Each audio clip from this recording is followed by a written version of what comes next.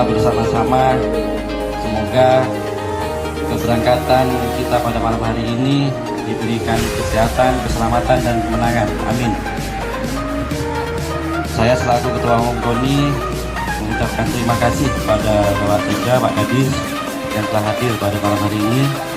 Yang pertama, saya ingin melaporkan bahwa kontingen Porprov Kabupaten Sumeneb sebanyak 260 terdiri dari pelatih, ofisial, dan atlet.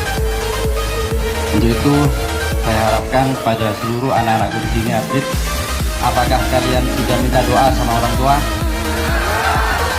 Apakah kalian sudah siap mental berjuang bersama-sama kita di Porprov?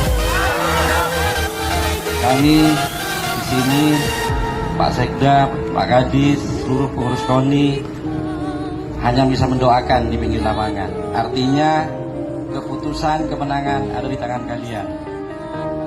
Siap?